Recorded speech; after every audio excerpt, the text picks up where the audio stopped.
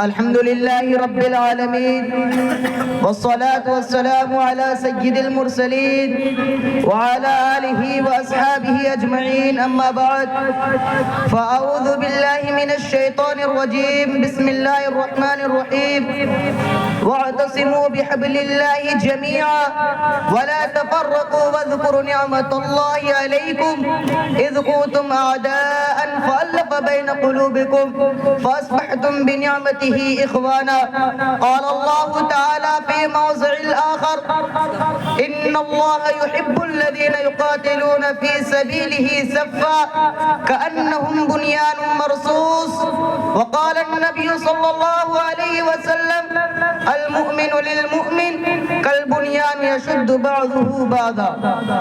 جناب صدر، معزز اساتذہ کرام اور عزیز ساتھیوں، جب ہم اپنے اسلاف کے درخشندہ، تابندہ اور تابناک ماضی پر نظر ڈالتے ہیں تو ہمیں حکومت و سطوت، جاہ و منصب، عزت و شرافت، اکرام و تعظیم، غرض یہ کہ وہ ہر اچھائیاں نظر آتی ہے جو ایک عالی اور بلند عرفہ قوم میں ہونی چاہیے.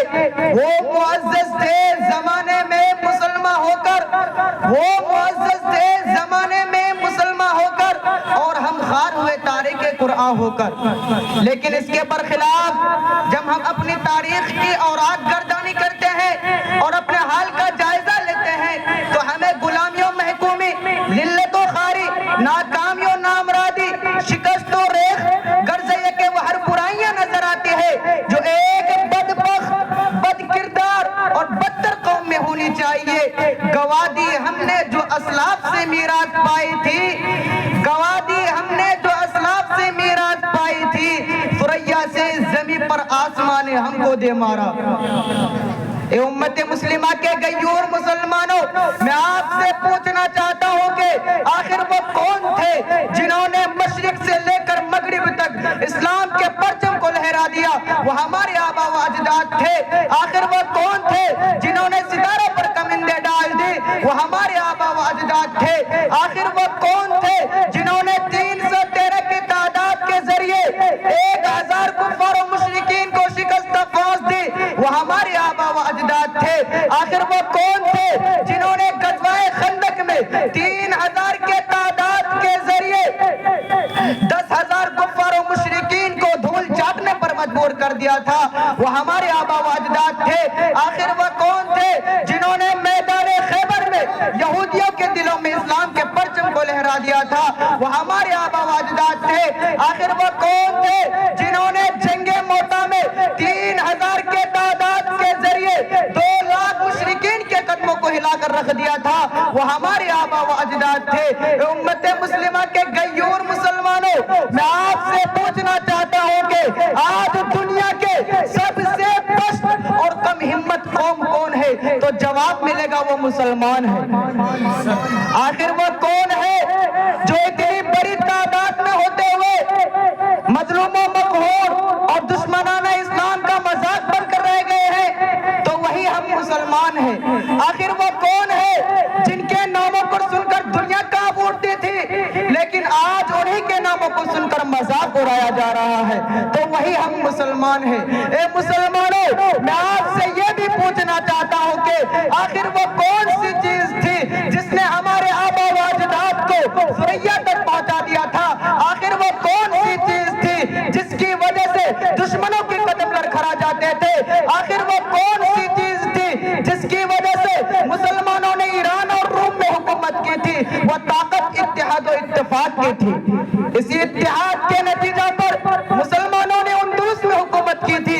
اسی اتحاد کے نتیجہ پر مسلمانوں نے بغداد میں حکومت کی تھی. اسی اتحاد و اتفاق کے نتیجے پر مسلمانوں نے ایران اور روم میں حکومت کی تھی. لیکن آج ہمیں کیا ہو گیا ہے؟ 25 کروڑ کے تعداد میں ہوتے ہوئے مظلوم و مقہور، غلامی و محکومی کی زندگی گزارنے پر مجبور ہے. آج ہمارے باتیں کیوں نہیں سنی جا رہی ہے؟ آج ہمارے عزت پر کیوں ڈاکہ ڈالا جا رہا ہے؟ آج ہمارے ماں بہنوں اور بیٹیوں کے نقاب کیوں اتارا جا رہا ہے؟ آج ہمارے مساجد پر کیوں تالا لگایا جا رہا ہے؟ آج ہمارے مدارس پر کیوں دہشت گردی کا الزام لگایا جا رہا ہے؟ آج ہماری نبی کی ذات پر کیوں کیچڑ وجہ صرف اور صرف یہ ہے کہ آج ہمارا اتحاد ختم ہو چکا ہے، ہمارے صفے بگڑ چکے ہیں، بھائی بھائی کا دشمن بن چکا ہے، بیٹا باپ کے سننے کے لیے تیار نہیں، بیٹی ماں کے پیروں تلے ٹکرا رہی ہے۔ آج ہم درندے نہیں بلکہ درندے سے بھی بڑھ چکے ہیں۔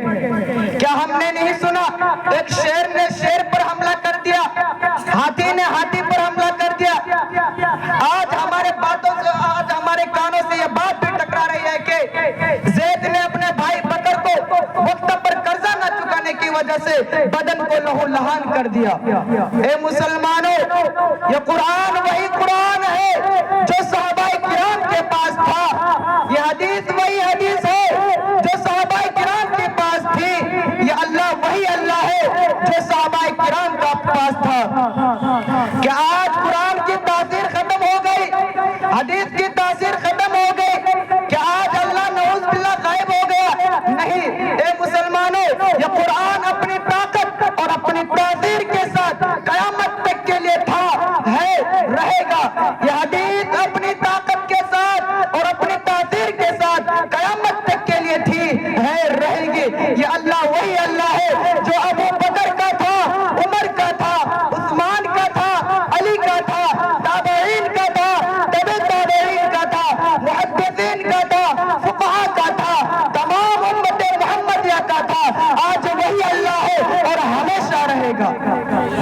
کمی ہماری ہے، غلطی ہماری ہے، کم بختی ہماری ہے۔ آج ہمارے درمیان ذات پات کی لڑائی پیدا ہو گئی ہے، آج ہمارے درمیان امیری غریبی کا لڑائی پیدا ہو گئی ہے، آج ہمارے درمیان کالے گورے کا جھگڑا شروع ہو گیا ہے، آج ہمارے درمیان مساجد کا جھگڑا شروع ہو گیا ہے۔ حالانکہ قرآن کہتا ہے اِنَّ أَكْرَمَكُمْ عِندَ اللَّهِ أَتْقَاكُمْ، کہ اللہ کے نزدیک سب سے زیادہ مقرب و معزز اور سب سے زیادہ شخص اچھا وہ ہے جس نے تقوی اختیار کیا۔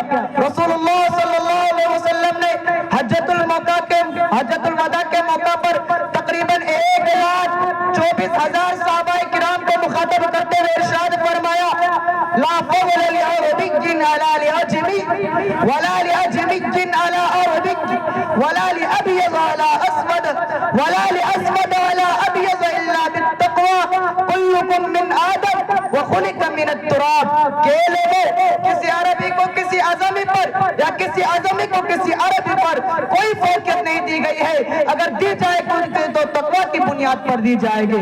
اے مسلمانوں، اگر ہم کامیابی چاہتے ہیں تو ایک پلیٹ فارم پر جمع ہونا پڑے گا، اتحاد و اتفاق کو اپنانا پڑے گا، اتحاد و اتفاق کے درس دینا پڑے گا، کیونکہ ایک ہو جائے تو بن سکتے ہیں خورشید و مبین، ایک ہو جائے تو بن سکتے ہیں خورشید و مبین، ورنہ ان بکھرے ہوئے تاروں سے کیا بات بنے۔ وآخر دعوانا